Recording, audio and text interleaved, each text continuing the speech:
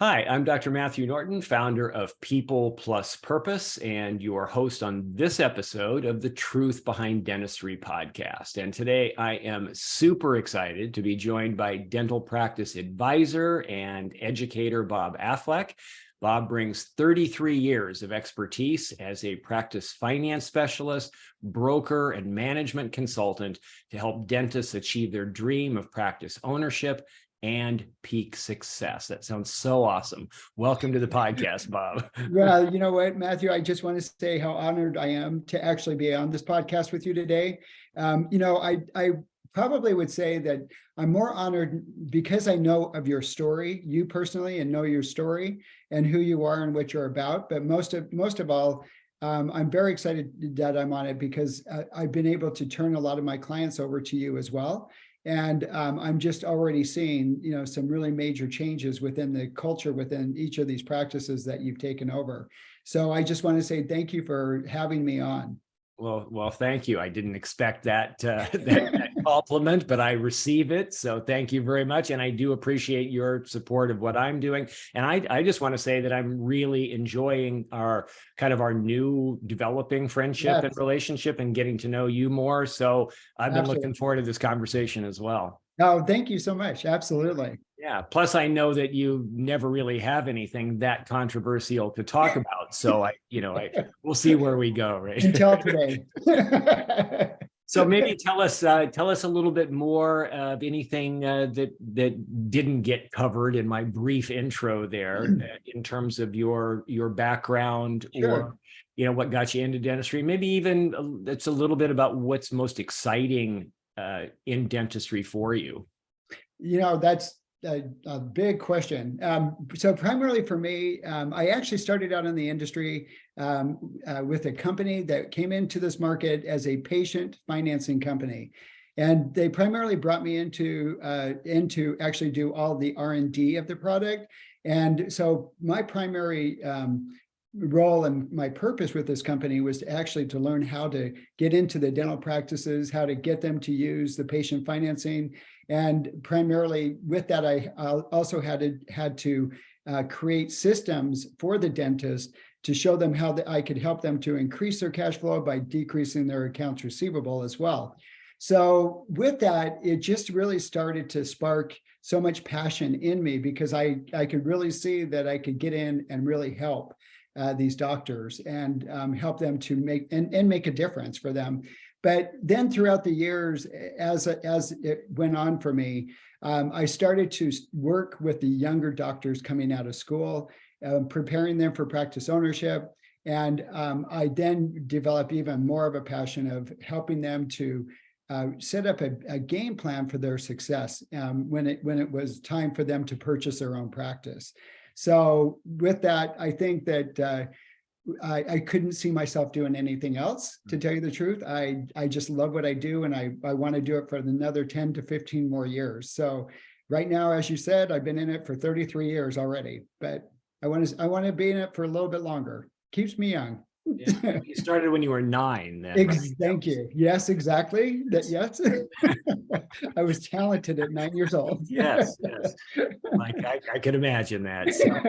So I love that, and I do think that the dental industry is doing so many amazing things. It is such a unique profession. Yes, and just like I've often found that there's not an equipping to be leaders of people by educational preparation, right? And like that, the business side of dentistry is a challenging area. So I think there's the expertise that someone like you can bring on that finance side, or even, like you said, to create systems to help people be able to thrive better in business. I think that's very necessary. So absolutely, for sure. Yep. So as you're looking from your experience, I guess, up to this point, and as you're looking around even now, what do you see as some of those challenge areas that dentistry is facing, experiencing?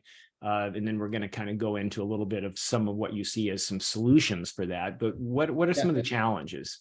So I definitely think the major challenge that I'm really seeing coming into this industry and getting backed by lots and lots of money behind it is really the DSO world. And, I think that they're starting to drive themselves into this industry, trying to make everyone think that that's the way dentistry is going and that's the way it is. But on the other side, I think I'm more on the line of, let's save private practice. and the good news is I really definitely see that there's definitely good for both sides. There's pros and cons for both. Mm-hmm. So primarily, in my world and who I work with a lot of the younger doctors that are still in school, that are, just about ready to graduate. I put on a lot of courses for all the different dental schools. And the survey that I really take there is, where do you see your future? And, where do you want to be when you get out of school? And I can tell you that probably about 95% want to be in private practice. And so that really makes me happy, just because I know that, that's where the future is headed, is what, with these doctors coming out of school. But then you also have the other side of it, where you have these doctors, we'll call them fourth quarter dentists, that are looking or getting ready to retire, and trying to figure out what their exit strategy is going to be, right? And so with that, now you've got the DSOs obviously coming into this world, and they're just like promising these doctors 4 or 5 times net of what it is that they're currently making, and that just becomes big dollar signs in their minds. And basically what I'm seeing in that is these doctors don't realize what's behind the dollars and what's going to transpire in that situation. And so on the other side of that coin, and what I'm seeing with these doctors, is that what they have to expect is they have to expect to stay on for at least 4 to 5 more years after they sell. And that if they're selling to these DSOs, yeah, absolutely, they're going to get 4 to 5 times net, but that comes at a price as well, because they're only giving so much money up front, but they have to work back for 4 to 5 years in order to get the other side of that amount. And what I know, and because I work with a lot of doctors in their fourth quarter and have talked to these doctors that have actually gone through this process, many of them are walking away before they even get paid out that total amount, because what they're seeing when they are taken over by these DSOs is their entire practice now changes. Now becomes more of a clinic. It becomes more of an atmosphere where you've got a company that's in there that's really focused and driven by profit, right? Right. And so now your team is going to be different, and now you're going to be working there, and now you're going to be told what to do, when to do it, how to do it. And now everything has changed, and it's going to change for the patients as well. So with that, I'm just really praying and hoping that these doctors will step back and say, what's most important? Is it me leaving a legacy when I'm ready to retire?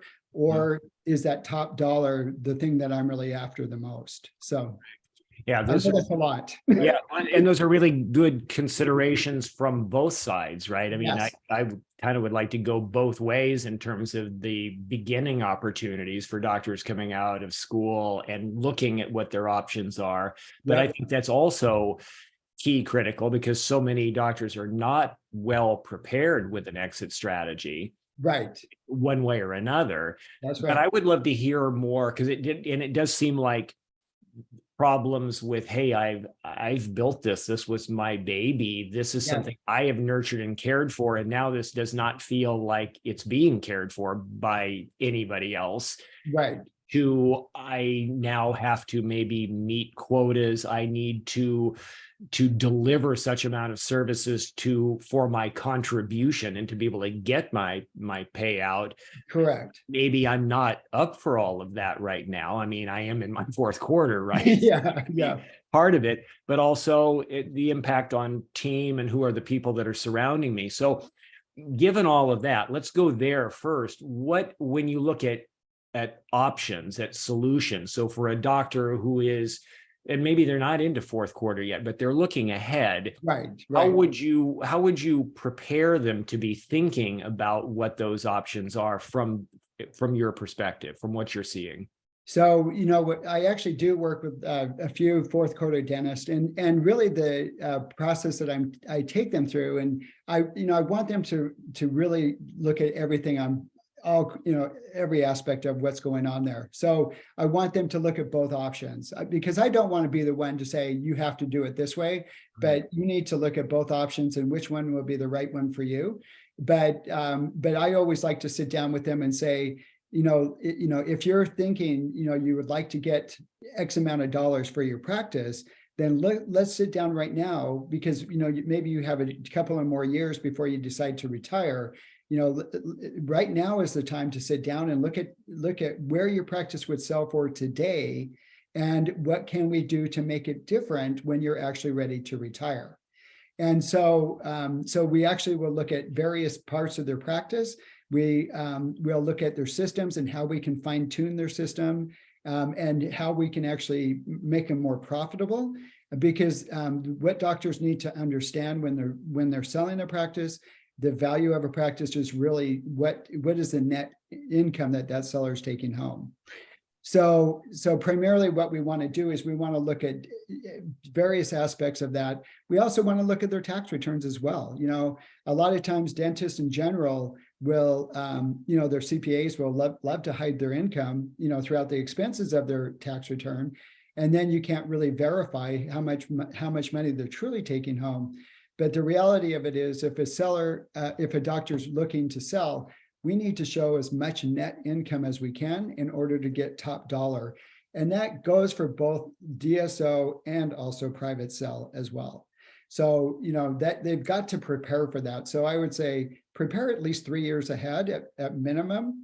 And I'd like to try to even catch them at 5 years out from retirement. Yeah, I was going to ask you that. What would be more the ideal time frame to really give more chance to prepare? Would be more like 5 years. Exactly, because, well, the other side of it too is that if their desire is to leave a legacy and they want to maintain the practice as a private practice, then they also have other options as well. They have options to bring in an associate to actually work with them and then sell it to them when they're ready to retire. They can do a partnership buy-in and then have a buyout at that time. So there's many things that they can actually do to really create that exit strategy for themselves, and also give them an opportunity to even slow down during their fourth quarter, enjoy what they love doing, but not have to work as hard. Right.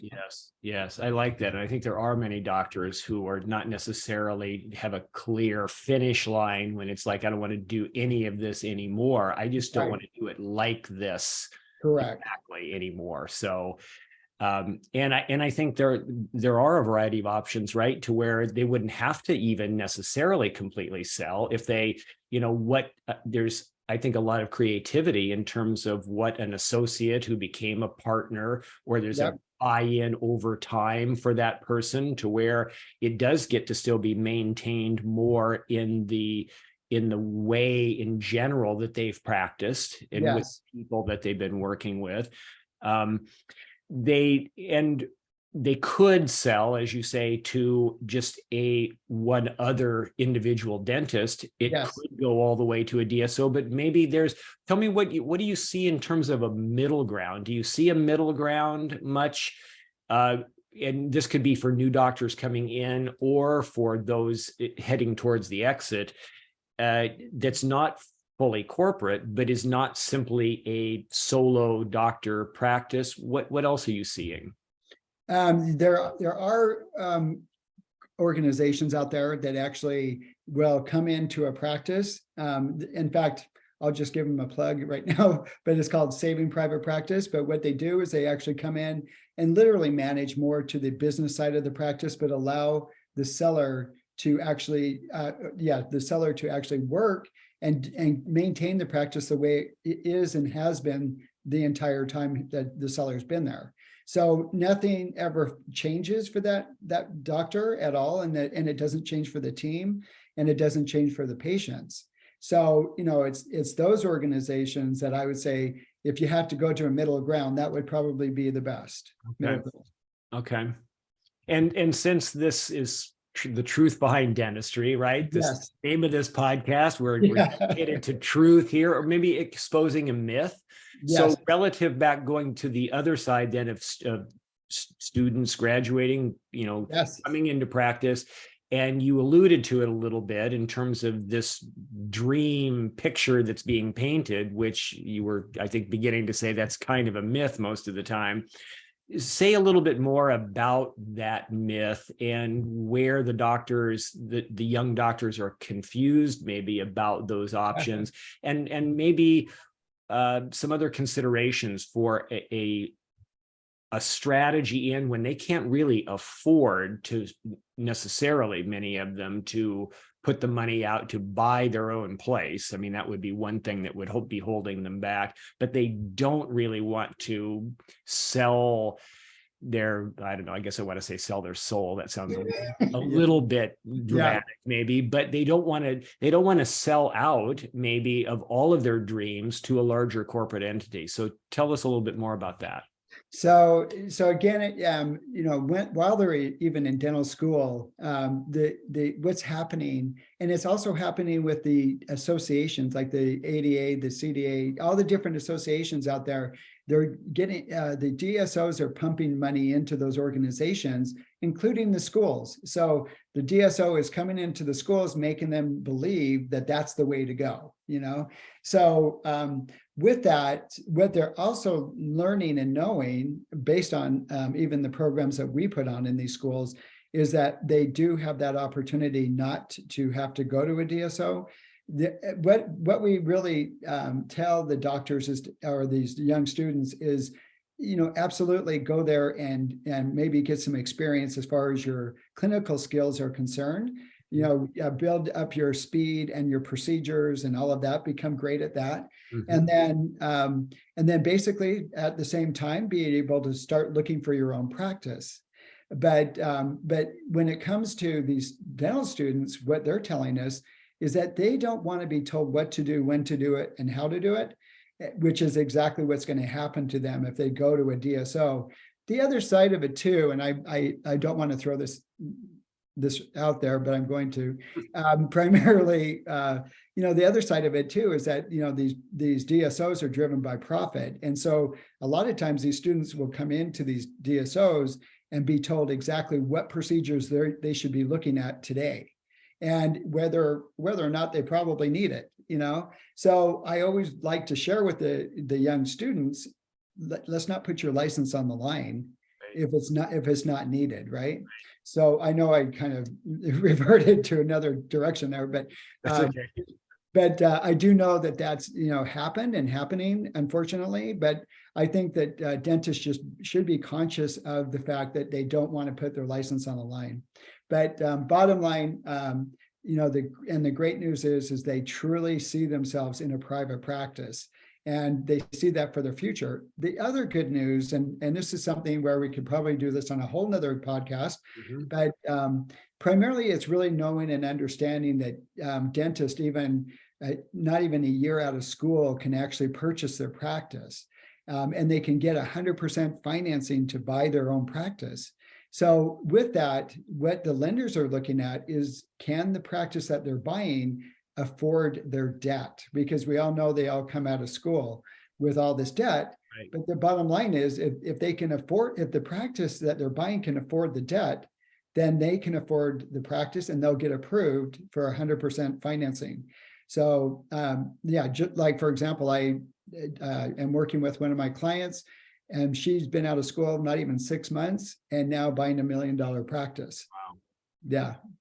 So is that going to be easier then if they're buying an existing practice versus a de novo? They're going to be much more inclined to say this is already a going concern and we maybe wouldn't finance you if you were just trying to begin from scratch at this point. Well, the lenders, really understand this industry. The dental finance lenders, they understand it well. And even those doctors that come out and want to start up their own practice, they'll lend them anywhere from $500,000 to $700,000 to start up their own practice. Normally, if I were saying which one would I choose, I would always say choose an existing practice that has cash flow and that is able to support your debt. Okay. Right off the bat. That's good. That's good. Do you think that this is still poorly understood? Yes. What you just said for doctors coming into practice to know that that's what's possible, that's available to them? You know what? I definitely think I think they're starting to understand it, and I think they really actually do understand it. But I think what's poorly understood is the truth behind what's involved with the DSO. It's like, I think the sellers really need to take a step back and say, okay, let's look at the pros and cons of this. And am I going to be happy, even if they're going to offer me more money for my practice? Am I going to be happy? Because I've seen way too many sellers walk away in the middle of it and not take their, what they deserve to get. Proving that profit is not the ultimate good, right? Exactly. I mean, that there would be no one who would say that some greater profitability wouldn't be a nice thing, right? And certainly you and I are not advocating for less profit. No, not at all. That if it's very dangerous, I think, that when profit becomes your first motivation, yes, a whole lot of other things you don't see, and there's a whole lot of other things that you have to shut down. Yes. And are we really on the planet in the first place just to amass some sort of fortune and then call it good at that point? That's not my company wouldn't be called People Plus Purpose. I would have changed the name if that's what I thought, I guess. Well, you know what? I have one thing quickly to say about all of that. So the one thing that is really important for everybody to know is how do you compete against the DSOs? How do you compete against these people with all this money behind them? But the reality of it is that I'm really seeing that dentists in general are really getting it and understanding what it takes to be successful and how to grow a very profitable practice. So, and again, and I'm just going to bring it right back around to you. It all starts with you. It all starts with culture. It all starts with leadership in a practice. And that's where it begins. And then you build the foundation from that, right? Yeah. Well, thank you for seeing it that way and framing it like that. I mean, obviously, I tend to agree. No, but I think that's an important point, right? Because I mean, whether it's anybody talking with either you or me ever again or not, I mean, it's the thought that that's where we have to primarily focus or we won't get those things. Right. I always kind of like the expression that I heard years ago, and I'm not sure if it's how commonplace it is, of just be, do, have, that a lot of people are wanting to have so many things. And then the best questions they'll come up with is, tell me what I need to do so I can have that. And they skip over completely. How do I need to be? That's right. Myself as a human on the planet and with people, or how do I need to help develop and guide the people that are my team so that we can collectively do something amazing that will, in the end, produce profitability, and we will have a lot. We can have a lot. No, absolutely. We didn't start there. Yeah, no, I love that. That was great. That was well said there. Thank you. Well, so tell me a little bit as we kind of head into the home stretch here on kind of a little bit more about the impact you feel like you're having in the work you're doing and the impact you want to be having moving forward to help people. We've talked about it some, but maybe give me a little bit more there. You know what? I really think the impact that we're having really is honestly the fact that we're really sitting down with these doctors ahead of time And we're actually wanting to understand what their vision, their mission, their goals, their why, their purpose. We want to understand all of that first.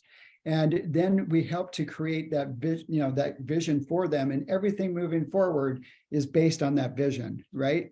And then we will help them to identify the right opportunity for them to actually purchase based on that, because I think that's where it all stems from. And then they're going to have a really clear idea moving forward about what that practice is going to look like and be like when they take over that practice. So primarily our goal is to really set them up for success that way, and also give them something to stand for when they walk into their new practice, and be able to share with their team, this is who I am, this is what I stand for, and I really want your support to help me to get me to where I need to be here, right? So I think that most dentists don't walk into their practice that way. I think they just walk in and expect their team to do everything for them, and expect them to know where to take them. But I think that they're very clear about where they want to be, and that's really the beginning. But at the same time, as we take them through these steps, we set them up for success. And our goal is, by the time they take over a practice, that they truly have a game plan of how that's going to be and how that's going to look for them. So, and then the goal is to really help them to create more profitability, more so than what the practice was already doing before they bought it. So there's that side of it. Hope that answered that question. Yeah. So kind of, I like the blend, kind of creative freedom to know, hey, I can build something, I can take something that's existing and put have my touch there.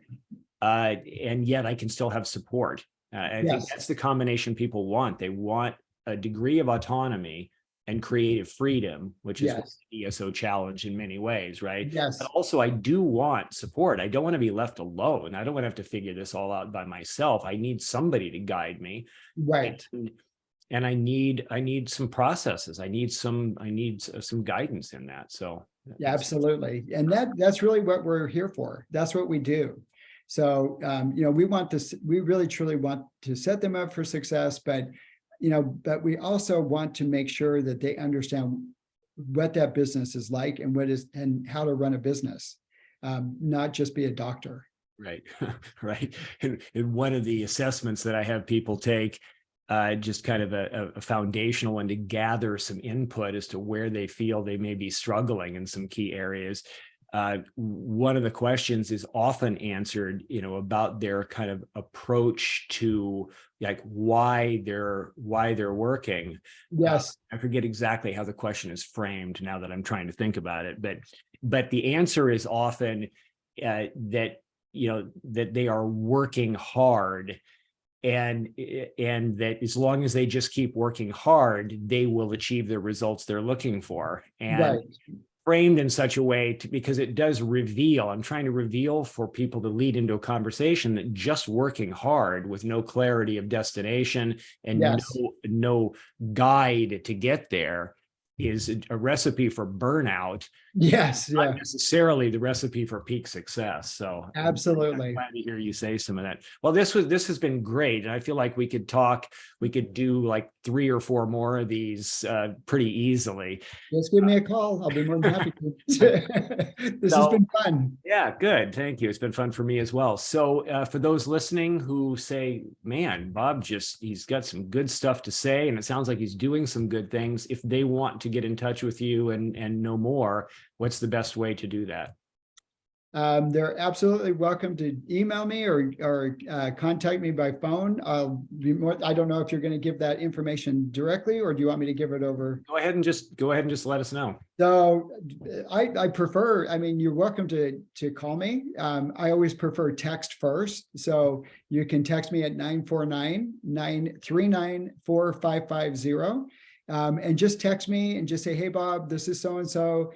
Just want to chat," and then I'll just let you know if I'm busy. If not, then I can jump on then, or I'll let you know when I can have that conversation. So probably the best way to get a hold of me. Okay. Well, awesome. Well, thank you so much for your time. I really appreciate pearls of wisdom, lots of years of experience behind all of that. And Thank you.